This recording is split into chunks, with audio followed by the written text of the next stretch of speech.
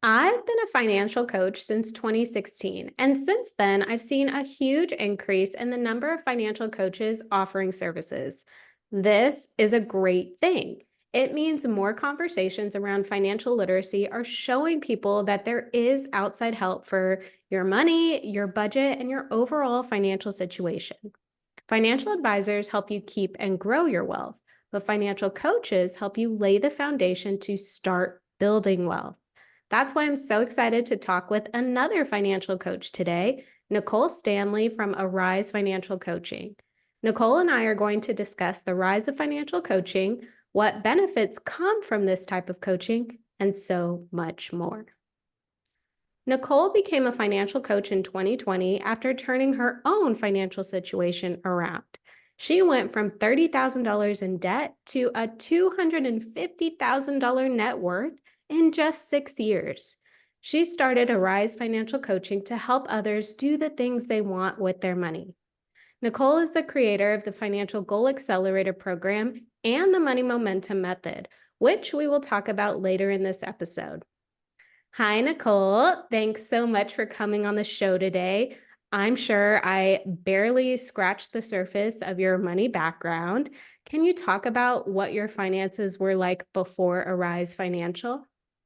Yeah, so I love that introduction, and I'm so happy to be here because I think we're just going to be able to geek out about all things financial coaching and our clients and giving people the real details about what happens in our sessions. And yeah, so my financial journey started in 2015. So around when you started your business was when I started to really encounter financial stress in my life. So in 2015, I was about to be married. I was engaged that year. And I would say that all the stress of my childhood, I was not really noticing as an adult until things were getting real and I was about to get married.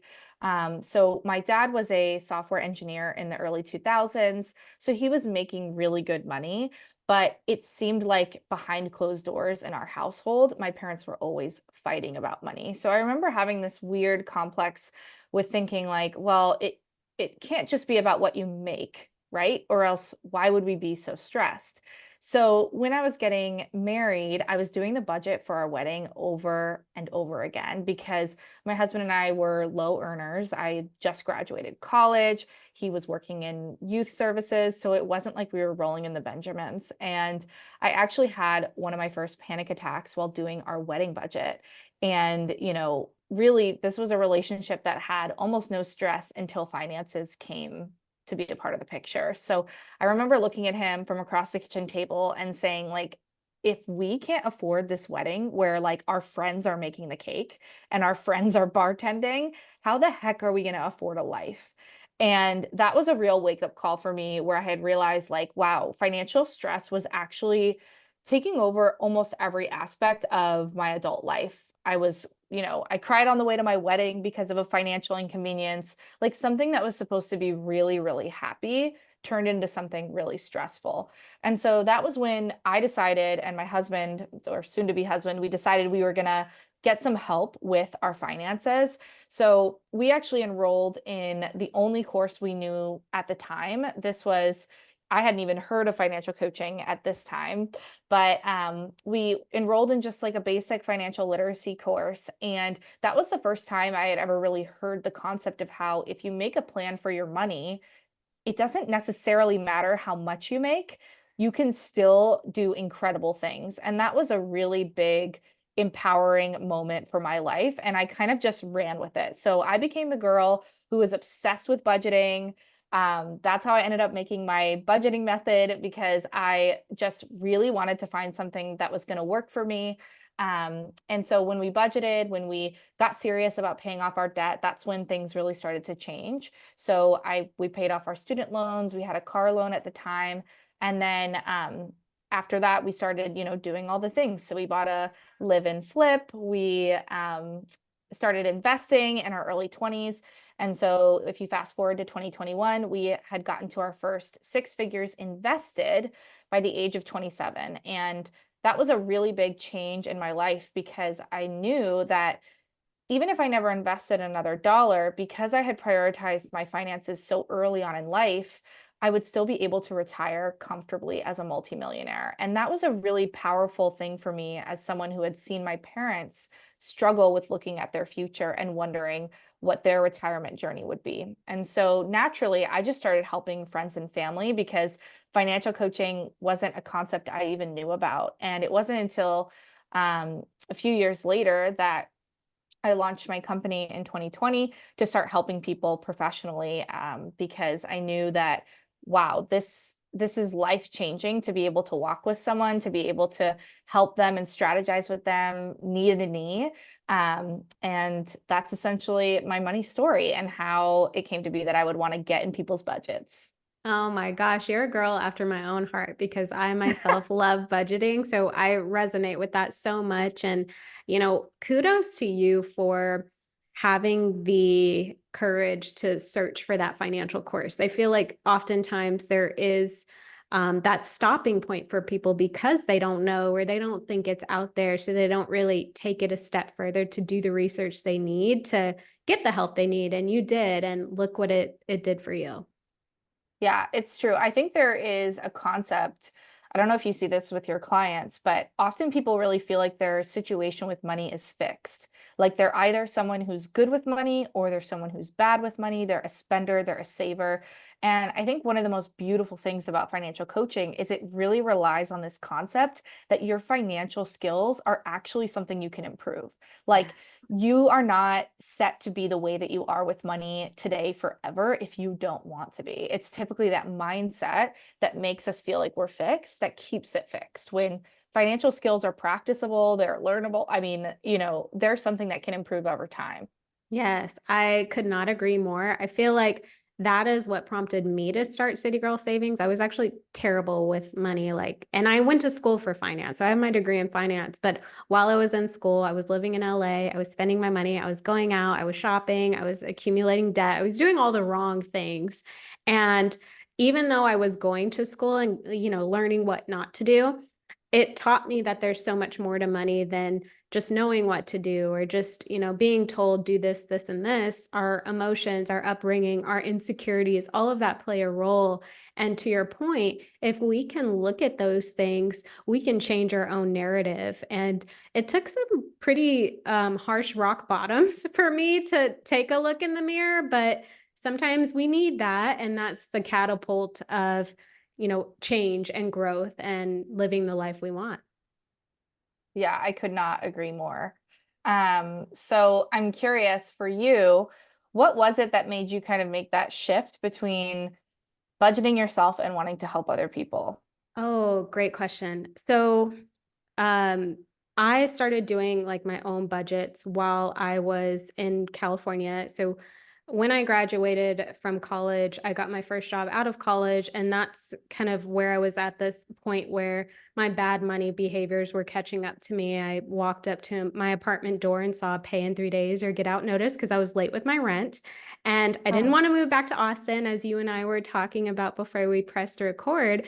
I never saw myself back in Austin. So the fact that I was, days away from, being booted back home, like I had no choice but to turn it around. And so I just started doing budgets for myself at work, but my coworkers would be like, "What's that? Why are you always typing numbers in? Like, what are you doing here?" And I was like, "I'm just budgeting out my paycheck." And they're like, "Well, can you help me with this?" And I was like, "Yeah." And eventually it got to this point where I was like, maybe I can help people with this, but I didn't take it further at that point, Nicole. I was young and I didn't, I was still in LA and still kind of figuring my own stuff out, but I had kind of gotten on a roll with managing my money and budgeting, and then my dad passed away. So mm. everything that I thought I wanted and knew kind of just got thrown out the window, and I moved back home to Austin. And when I went back home, my expenses decreased drastically because I moved back home.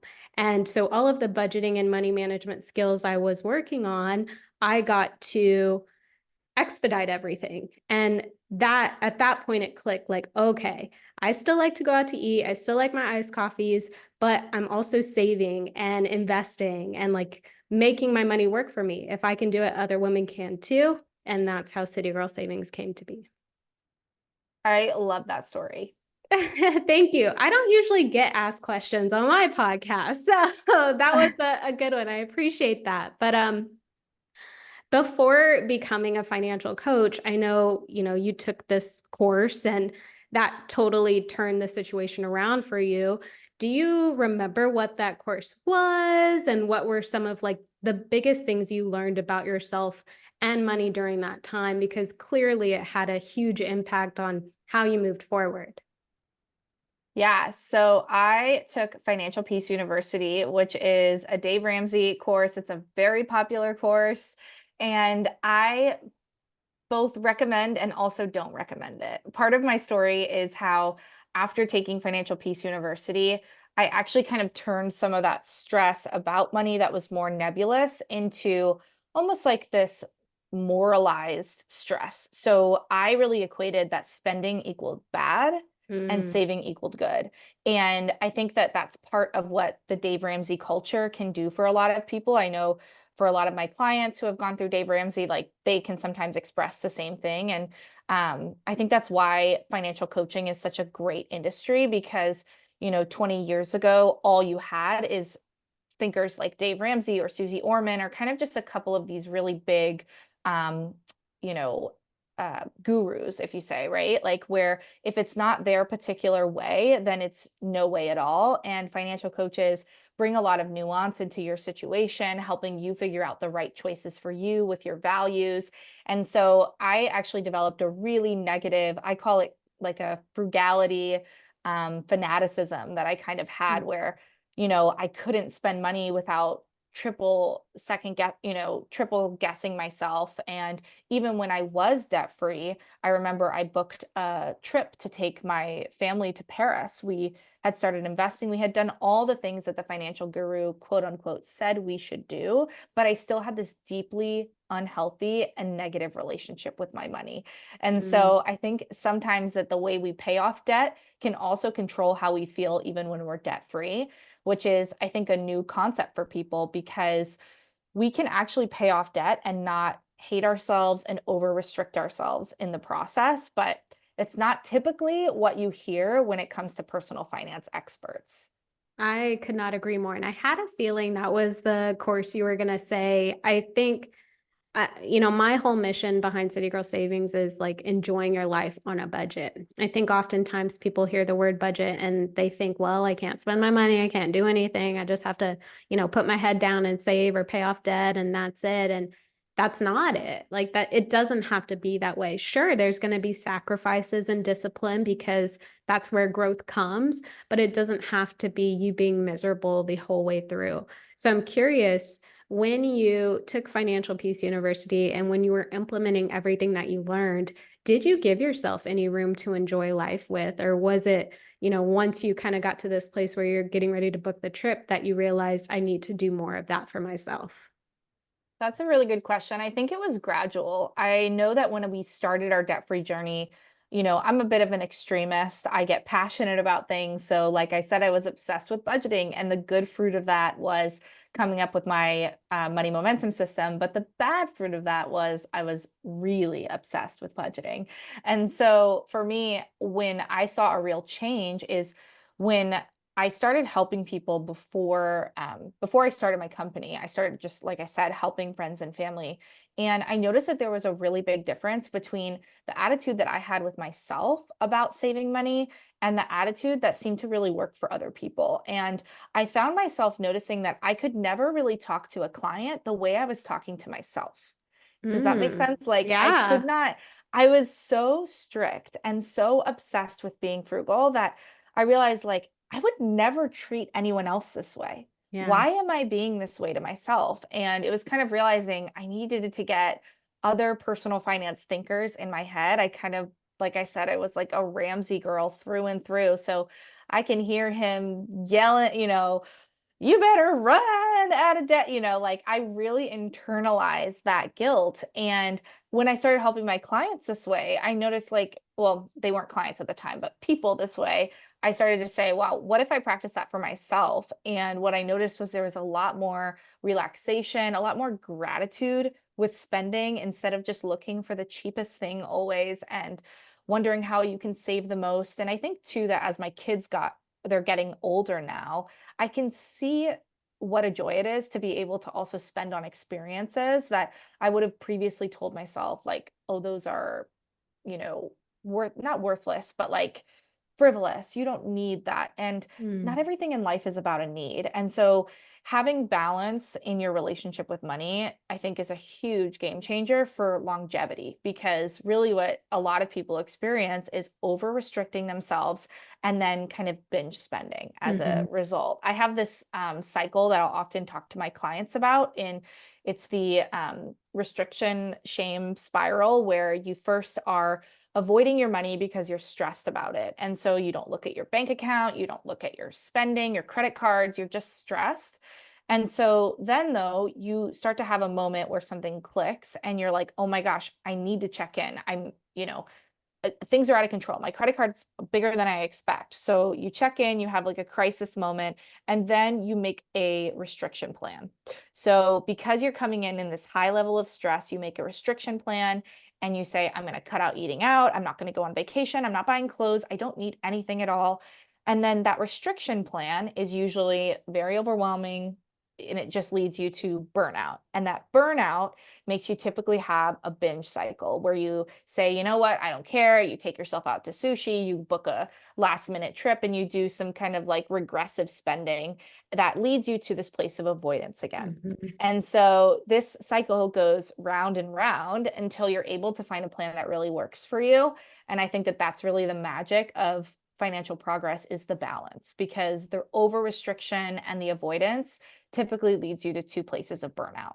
Absolutely. I could not agree with that more. And I think, it goes back to people like us kind of changing that money narrative. Like, people associating budgeting with, I can't enjoy myself, I can't live my life. That's not true, right? You can create an effective spending plan that allows you to enjoy your life in moderation, but still reach the goals that you have for yourself. And as you make more money, it just gets easier and easier. But I think you explained it perfectly. And also, too, I would say an important part of the cycle is wanting to break it, right? Because Mm. there is a want when you create your restrictive plan that's too restrictive, but then you kind of go back to your old ways. And so there really has to be something inside a person that says, like, I can't keep doing this. Like, it's not working, and I actually don't want this. I don't enjoy it. Even when I'm overspending, I don't enjoy that. In the moment, it feels good, but it's not for me. I think that is a crucial point that people need to get to as well before they take on this path of budgeting effectively and truly seeing change in their situation. Would you agree with that? Yeah, I think there always has to be a catalyst for change, because, you know, as much as I wish that there was a way to fall into being good with money, it's typically not something that we can just like kind of stumble into. It's a Right. really intentional action. And if you're somebody who's used to stress with money, overspending, feeling overwhelmed by your money, it's going to take a big change. And it's going to first start with your decision that you want to make a big change. Because I think that sometimes many of us can kind of have like wishful thinking that it's like, oh, but when I get that promotion, things will Yes. just be better. And when once my kids get out of daycare, or once I get into a different living, whatever it might be, we typically like to place the carrot just a couple paces in front of us, when really, there is no perfect time, No. but the perfect time is the time you make it. And so Yes. I absolutely agree that there has to be that desire to get out of it and a desire to make a change, because it's not going to be something that just kind of falls in our lap. Although I wish it would. Yeah, same here. I mean, that would make everybody's lives easier, but it doesn't quite work like that. Um, in my experience, it actually can take a lot for a person to get to that point where they're ready to make that change, but also when they're ready to pay money to get help with that change, right? To pay money to get help with their money. And I think it's because society still has work to do to ensure that people understand that it's okay to need and ask for help with your money. Is that something that you experience as well? And, what do you think about that in general? Yeah, I could not agree more that our society has a very weird thing about paying for help with money specifically. And, money's been something that's typically private, something that people keep behind closed doors. And I think that what's happening now that's actually exciting is that people are realizing that that mentality of saying, well, I can do it all on my own is actually hurting them more financially than it is helping them. Like the idea that we never need help with something actually doesn't benefit us because I know that financial coaches can be expensive, but if you're somebody who's feeling really stuck with their money, if you've tried budgeting on your own before and you still feel like you're not able to see the progress you want, right? Like you've tried to read all the things you can, the books, you've done the Googling, right? There is no shortage of financial information out there. That's what I always tell people. Like anything and everything you could ever want is freely available online when it comes to personal finance. The only thing that isn't is your action, right? Right. Because the gap between knowledge and action can be an entire lifetime. And so, depending on your situation, right? Not everybody needs financial coaching, but if you're somebody who's not seeing progress, a gentle question that you can ask yourself is it actually costing me more to stay Hmm. where I'm at than it is to get help, right? Like when you think about a financial coach, a really good analogy is like a health coach. And Hmm. if you have somebody who can help you figure out the eating plan that's going to work for you and the exercise plan and hold you accountable and show up at the gym with you and cheer you on, right? Like all the things that are typically hard for you to do on your own. It's not that you're like, oh man, I just don't know what to do. We all know how health kind of works, Yeah. right? But the difference is the person who hires a fitness coach or a health coach is somebody who's like really committed to their result and they're willing to put some skin in the game to make sure Yes. it happens. And I think that's actually the most powerful part of hiring a financial coach is not just the fact that they're going to come in with ideas and strategies that you've probably never thought of before, but it's the fact that you're making a commitment that you are going to see your finances improve and you're going to make sure it happens. And those are typically the clients that I get to work with is the clients who are committed to seeing results. They're committed to seeing their improvement. They're extremely coachable. And I mean, it's kind of a little bit of the type of person who's willing to hire a financial coach. And then when you look at that type of person's results, usually you're going to see, wow, right? Boy, did this pay off for them Yeah. because look at how much debt they were able to pay off. Look at how much they were able to save. Look at how much they were able to either increase their income. Like it's incredible what happens in 3 months to a few years of financial focus. Yes. And I think that that's often what's at stake for people, but it has to be something that they really want and are committed to. Yeah, I would definitely agree with that. And I think a part of that commitment is knowing that you're not necessarily going to get like a tangible result or a tangible return, right? You're not going to be able to like physically hold something, or I'm giving my money to this person and they're giving me, a nice bag in return, right? It's you're investing in someone who has the knowledge, the experience, the wherewithal to hold you accountable to what you need to do to see the improvement in your situation. And I think if a person can understand that the results that come from that type of help are just infinite, that's where the potential is. And sometimes I think maybe it's people aren't quite ready or they're still trying to figure out if they're ready for it. But you kind of have to have that vision of, that anything is possible if I'm doing what I need to do to see what I want to see with my situation. And I think that's another somewhat hurdle for financial coaches is because we can't just say, tomorrow your bank account is going to be X, or, in, you know, 3 months your credit score is going to go up by 100 points. It doesn't quite work like that. However, if you do the steps that you need to do and take the actions that you need to take to improve your situation, these things will come over time and so much more. And I think that the other thing that people are investing in is their financial skills. Like we said Hmm. earlier, like financial skills are something that can be improved and there's something that you have for a lifetime. So, really, my goal when I'm helping a client is not just about the tangible thing that's happening right then and there, which is typically, you know, it does not. It's great, right? Like I love seeing the increase in savings. I love seeing all of that in the moment.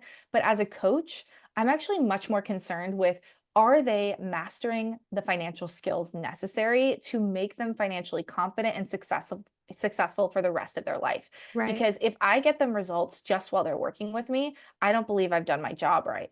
Right? Right. Yeah. I am here to help them become the best financial version of themselves.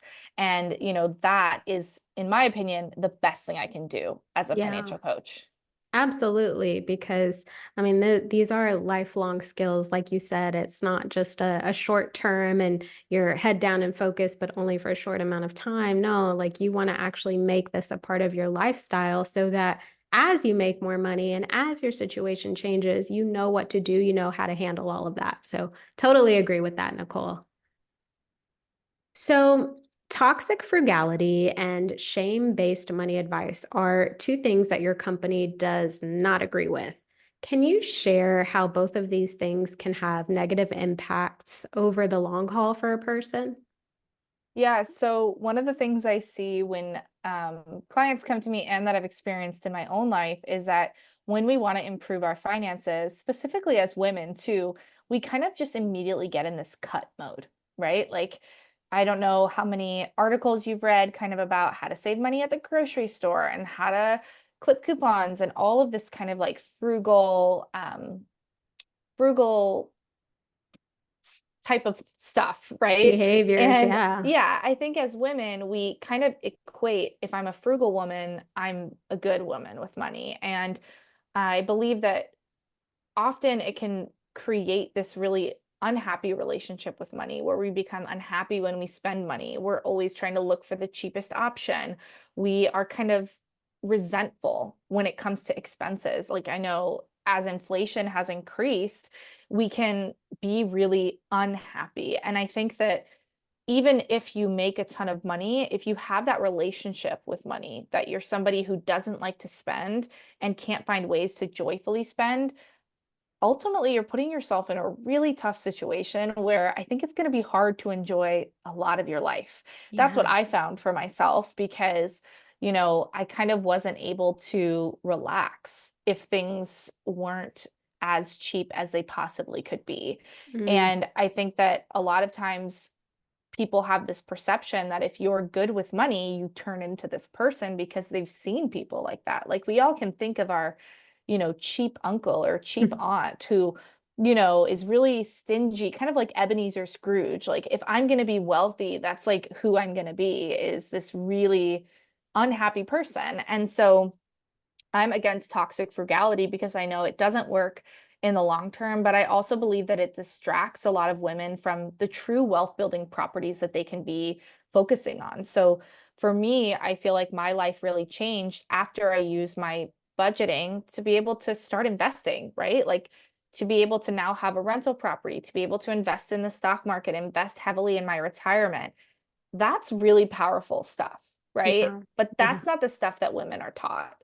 Typically, we're just taught about how to save a few bucks at the grocery store. And I'm really on a mission to help women understand not just how to start investing from their cash flow, but really see how they can learn how to do it with lower fees, not feel so taken advantage of by the financial industry. Like there's so much education that's out there that many women are intimidated by. And so I really think that if we want to have the city girl lifestyle, right? Part of that equation is also learning how to invest our money and making Yeah. our money work for us. And so I think that that's why I focus a lot more on how can we make your spending plan or your budget plan sustainable so it can't be overly restrictive because you will give up. But then also, how can we make your money work for you so that you can really use everything that's available in the financial space for your benefit? And I think that that's a really empowering concept for women. It's not just how do I budget every single month, but investing is how I make my money actually give me the ability to do what I want in life. Yeah, I definitely agree with that. And I think, there's such a need out there because this information was gate kept for so long, right? I mean, they still don't teach this in school. You have to proactively go seek out that information. even, in high school, financial literacy is not something that's required, but home economics is. It's really crazy how our society is not setting individuals up for success. It's almost like the wealth is staying with the wealthy, and they know, what it takes to be wealthy and maintain that wealth and pass down that wealth. And that information isn't as freely shared as it should be, though people like you in the financial coaching industry, like that is changing. But Yes. it's, there's still a ways to go, I think. I could not agree more. And I think that's another kind of thing about financial coaching that people don't talk about enough, which is, for the longest time, it's just been you can hire a financial planner or an advisor, which is somebody who's going to, help you invest your money. But for the longest time, that industry has been ruled by assets under management and selling you the idea that it's too complicated, so you need to hire them, right? Right. That's the big Mhm. elephant in the room is they have a license, and so therefore they can do it and you cannot. And as long as we do that, we end up overpaying in fees. We spend, less money than or more money than we have to because we don't know the information. And then on the other side is tax professionals. Those were kind of help the two professionals you could reach out to with your personal finances. But your advisor was never going to sit down with you and say, okay, hey, you've got this really high credit card debt balance. How am I going to help you month to month with the bills you have now, the spending you have now, the Mhm. goals you have now to actually move your debt down, right? The advisor was just there to say, yeah, if you don't have 250 that I can manage, then I kind of won't waste my time with you because they would only get paid off a percentage of the money that you have invested. And so, Right. really, financial coaching is revolutionary in the Yes. financial industry because we're all in some way hourly professionals, right? We do not take a percentage of our clients' wealth. We are not there to sell a certain investment or a certain financial product that's really shitty, but right, like we are just there for our clients. And that is the type of help that most people need. And so I know part of our question was, or that we were talking about today, is why the rise of financial coaching. And I think it's because the modern American is becoming more educated and they want hourly financial professionals who are there to help them with no other interest on the back end other than, hey, I'm here to give you the best advice possible to help you make the best decision for you. And I don't have stake in the game in wanting to get a percentage of it later, right? That is ultimately what I think helps a lot of people make really great decisions with their money because, the type of financial professionals that existed before was just about, how can I manage your investments for you? And I really don't care about anything else. I couldn't agree more. And I think, I can't tell you how many people have come to me and said, well, I talked with the financial advisor and they said they couldn't work with me because I had all this debt, or, they said, come back to me and, once my debt is paid off. And it just solidifies this gap, if you will, in really getting people set up to have wealth that needs to be managed, right? There is a whole slew of individuals who are not necessarily ready to work with a financial advisor if they ever, want to take that road. But people do need help laying the foundation for their financial situation so that they can be in a place to have wealth, build wealth, maintain wealth, and grow their wealth, right? It's almost like there was a gap. There still There is a is a gap. gap. There is a gap. It's slowly closing with people like you and I, but for a long time, those people just kind of were like, well, I guess that I just have to accept what is, because these people aren't going to help me, make my money where it needs to be to to work with them. And so that's a shameful thing to realize about our country, but people like us are changing that, and that's really hopeful. Yeah, I could not agree more. And it's funny because, our culture has a way that we're okay with paying for financial professionals and a way that they feel uncomfortable. And I think that's what can make people uncomfortable about coaching is we're not used to actually paying up front for something. Right. But what's great is that our job as financial coaches is to help people understand the true costs, Yes. right? Like how to calculate real fees, right? How to make sure that they're not overpaying on healthcare and overpaying on childcare. And going with them line by line in a way that other financial professionals aren't going to do. And I think it's just stellar. Yeah, I totally agree. And, you know, piggybacking off that, I know that you came up with the money momentum method. I would love if you could break that down and just share with all of us, like what exactly that is. Yeah, so the money momentum method was kind of something I created out of desperation. I am a late diagnosed ADHD, like major ADHD. I found out this year, really, that I've Wow. had severe ADHD my whole life. I didn't know how it would present in a girl, but basically it was something I didn't know I had. I just knew my brain was a little different and I was forgetting. I forgot things. I struggled with follow through, and a lot of the like budgeting tips that I found online did not work for me. And what's great about the money momentum method is that it works for a lot of people who don't have ADHD, because I always tell people that, you know, the mainstream way of budgeting is actually really difficult. Like, when you look at these budgeting sheets online that are like, okay, just add up all your income and then plan out like a fortune teller how you're going to spend your money throughout the month, and then spend it that exact same way every single month, and then track every expense, and you're going to be golden, right? Like, that's a nightmare for people. Like, most people do not have the follow through, they don't have the time. Nobody cares that much. And even if you do, good God, like, it's a lot of energy. So that's what I had found in my life, was that I was really overwhelmed with like reconciling my budget and looking for the $6 difference, and like, where was this charge of XYZ? Like, and I think that that can really be demoralizing for people who start their financial journey, is that it's not really up to date. It's not modern. And so I always like to say the modern budgeting method is broken. And so what I created is a proactive, automated way of managing your money. So I think about money in a really broad sense, that instead of having someone look at their month to month expenses, we actually look annually. And there's a real powerful reason why, because I want to help people figure out the average amount of money that they're able to save every single month without even noticing it. So that's what I call momentum money. That's Mm, the money on top of your lifestyle, on top of your bills, that is extra and used towards your goals. So what I do with my clients in our first session is take a look at everything that they've got going on, call it the financial audit, but then I help them actually break down their spending into 3 to 4 categories.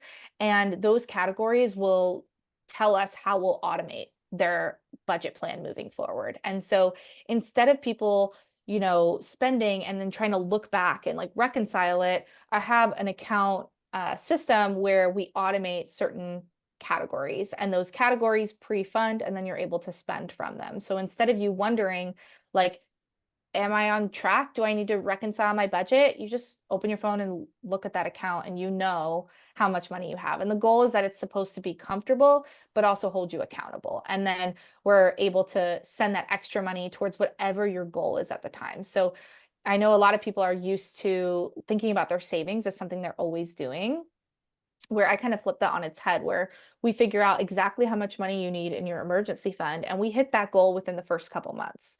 After that, we pre-fund your lifestyle spending. After that, we pay off your high interest credit card debt. After that, we use it to increase your lifestyle spending, so, and start investing.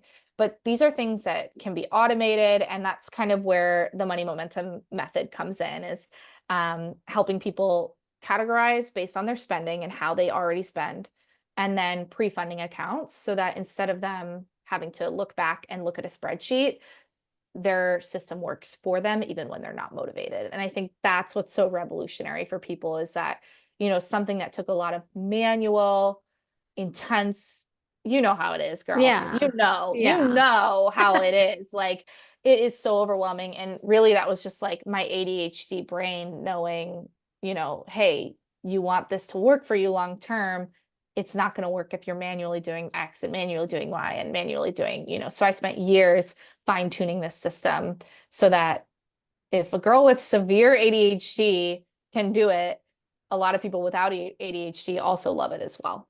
Wow. I think that is incredible because, there are certain personality types that thrive on the manual nature of budgeting, right? I'm one of those. I'm a Virgo. I'm very type A. So I love everything kind of just exactly where it Just needs to so. be. Yeah. It fills my soul, but not everybody is like that. And up until, recently, with what you have here with the money momentum method, like there wasn't really an option for people who don't function like that or who don't thrive on that type of budgeting process. So I love that you have catered to a whole market of individuals who really want to get better with budgeting, but up until this point, they couldn't just because of the way the process worked. So that's incredible.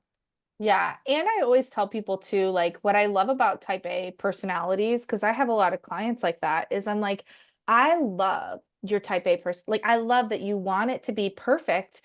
Here's what I want though, is I want that energy not to be in tracking your utility bill. I want that energy to be on how do I get more money towards investing?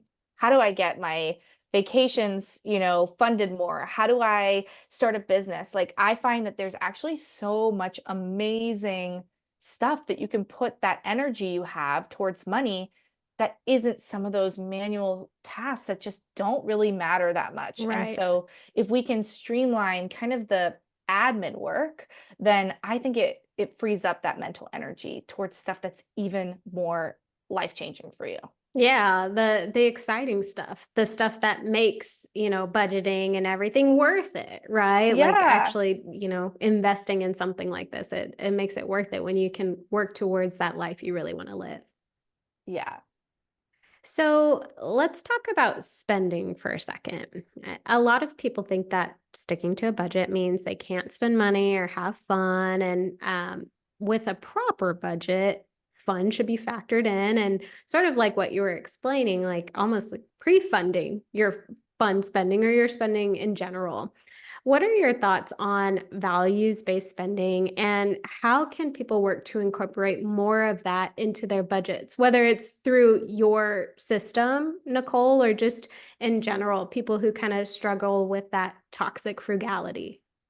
Yeah, I think that value-based spending is the way that most people are going to find alignment. I think that when most people think about their financial life, they don't realize how kind of automatic things are. Like what I find is people kind of spend a certain way because that's how their parents spend, or that's how their friends spend, or that's just what they're used to. Like kind of the concept that a lot of the things in our life and our financial life are changeable and malleable is a very, I think, new idea for people. And so the idea that you could start to move money towards something you care about more, I think can actually make a lot of people mad because they're used to the story of like, well, I don't have enough money for that. I can't afford that. Mm, Right. And so I think even the idea of kind of chatting with people of like, hey, we want you to spend money on the things that you value is an unknown concept for people. It's first showing them, hey, these things in your life that feel really fixed, you can choose whether you want to spend more on them or you want to spend less on them. Like that is revolutionary to yeah. some people's lives. Like, I think there's a lot of people listening right now who might be like, well, yeah, sure, I value travel, but I don't know how to find money to travel. That's the financial skill, right? Of learning how to move your funds away from some of the stuff that maybe you don't care about as much as other people to start to funnel it towards the stuff that you care about. And I think that the way people can start doing that is really to start asking themselves, in what ways do I spend on autopilot? Mm, Right? And is the money that I'm spending, is it giving me back what I'm giving it? Do I feel that like I'm happy to spend this money or do I give it begrudgingly to mm, something? Like that's often like a really good tester of if it's something people value is how do they feel when they're spending? Because if you can start to identify like, yeah, I spend all this money on beauty products because that's what my friends do, but I don't care. I don't care if I have this ultra amazing skincare product or if I have this hair stuff. I've just always gone to the same salon hairdresser forever because my mom took me there and she charges me 400 bucks every time I go, right? Like there's a lot of ways that you can kind of ask yourself, how do I spend on autopilot what are the things that I love spending on? How can I find money to put towards the things that I care about more and take away from some of the stuff that I'm begrudgingly spending on? And I think that can be a hard thing for many people, but even starting to find like $50 that you can start to bring towards the stuff that you care about, it makes the whole kind of cycle of making and spending money a lot more fulfilling, I think. Yes. But I know it's actually like a really, I think it can be a tough subject for people Yeah. because if we can do that, then that means that they don't know how yet if they're not doing that right now. And so I want to encourage someone if they're listening that, hey, even if you haven't found the way to reallocate some of that money, it's still possible. It might be Yes. slow and steady. You might need somebody like us to help you with it, but it is possible to move money towards the things that you care about more. And I think that's really cool.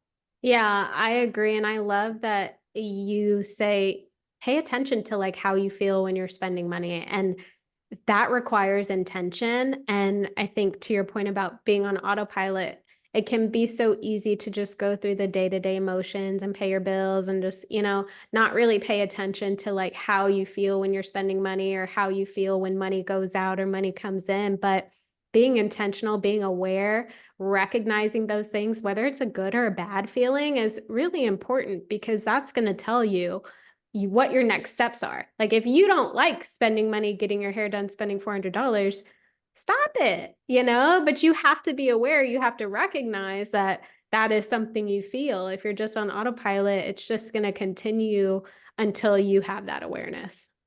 Yeah. And I think that's why it's hard to give blanket advice, which is Yeah. often what people find on the internet is like, you Mhm. should be spending on X and you shouldn't be spending on Y, and what percentage needs to go here. And it's like, gosh, there isn't a cookie cutter way that works for everyone, but there is a Right. perfect way for you, right? It's about figuring out your best path towards financial freedom, and that is going to be personal. Definitely. And I think, just adding to that, someone can go out there and find advice for the masses, but someone can also go out there and find someone who can help personalize their money experience to them and everything in between, right? There's group coaching, there's just courses that you can take online, there's working one-on-one with a coach. Like think about your personality and the type of help that would best serve you, and then seek those options as opposed to just going to the first thing you find. Yeah. Speaking of help, you offer a group coaching program called Financial Goal Accelerator. Can you talk about this program and all that it entails? Yeah, so the Financial Goal Accelerator is one of our main programs outside of our one-on-one. So one-on-one is how we usually help people, but we've created the Financial Goal Accelerator as a way for our coaching services to be accessed by way more people. So I took the Money Momentum method and turned it into a hybrid online course and coaching. So what someone's able to do over 12 months is they're able to do everything that I would do with a one-on-one client, but at their own pace and ask questions along the way. So I have another financial coach on my team full time, and we both help the clients inside of the Financial Goal Accelerator so that they're able to take, okay, here's the concept and here's how I can use it to automate my money, but also I have all these questions about my personal situation. And so it takes financial information and really still doesn't lose the coaching element. So we have both one-on-one meetings with people, we have group meetings with the students inside of Financial Goal Accelerator. And what people love about it is that they're able to go at their own pace. So Hmm. a lot of people are just like racehorses and they can get through the first content really fast. Other people have to slow down and really focus on improving their cash flow or improving their clarity, or that we have 12 steps in the program that helps somebody go from feeling financially stressed to feeling financially successful and confident. And that's really our goal in all of our financial coaching programs is how can we give you the financial skills you need to be successful, and then how do we help you put them into practice and action in your life. Wonderful. And now how does that differ from the one-on-one? Is the one-on-one, a shorter time frame? Like is it 3 months or how does that differ? Yeah, so one-on-one coaching, we have kind of two ways that people will work with us. We offer intensive sessions, which is where we look over your finances. We help you create a customized action plan. We help you identify your specific struggles. And then we kind of say, okay, you got this. About 50% of people make a lot of progress with that intensive session. And then we have ongoing coaching programs that, we have some clients that have worked with us as low as 90 days, and others have been with us for years and years because their financial goals, right? It's funny when you start something, you're like, well, my main goal is to pay off debt, but then you do that faster than you Right. thought. And then it's like, well, now, right? And, our relationship with money really is lifelong, but people are able to decide for themselves the support that they need. Wonderful. And, where can listeners learn more? Where can they connect with you? What's the process for that? So you can connect with us on Instagram, TikTok, all the major like social media platforms. We give a lot of free resources on Instagram. And we also host free financial classes every single month. So we host an investing class. We host some really low cost group events as well that we're starting to launch soon where you can implement stuff. It's actually stuff I'm really excited about. Yay. But I probably shouldn't share more. We are always on the goal, like the path of like, how can we help more people? How can we help them implement an easier way to budget? But how can we help them overcome the biggest obstacles that they are just running into again and again? Like we want to be the people who can help you strategize for yourself. So if you're someone who feels stuck, you can find us on Facebook, you can find us on Instagram, but you can also book a free call with us if you've ever wanted to chat through whether financial coaching is really for you. Wonderful. I will definitely link to all of those channels and platforms in the show notes. Nicole, any final words of wisdom for someone who is on the fence about working with a financial coach? So if you're listening to this and you're on the fence, I would imagine that it's probably because of a few things. The first is that you're really wondering if something can actually change in your life. I think that that's one of the biggest obstacles for people, especially the type of people that you and I work with that have tried it all. Like, I think it's really hard to believe that something else could possibly help you. I think that financial coaching is a wonderful resource for people who have tried it on their own and given it their best shot and haven't seen the results that they want. Um, I think the first thing that you might be feeling is if it's possible. And I want to encourage you that no matter where you are financially, I promise any financial problems that you have are fixable. I promise. Everything with your finances is fixable. Your finances can look completely different in the next few months, in the next few years. But if you don't believe they can be different, they never will be. So if we can give you anything in this conversation, I think my hope is that you can walk away with hope that things can change. Now, you can change those things on your own. There's absolutely nothing wrong with that. But if you're somebody who's really given it your go, given it your all, and you're not seeing those results, what do you have to lose? Because right now, you're going to keep getting the same results you have been. So why not consider getting help? Because at the end of the day, it's you who you're investing in. It's not me. It's not, even other financial coaches besides us. Do your research, look online, find someone who really fits with you. Yes. But I promise that if you're not getting the results you want financially, there's a reason. It's fixable. And definitely you can find help for that. Incredibly inspiring. Thank you so much, Nicole, for sharing your wisdom with all of us. And I look forward to connecting with you myself in the future.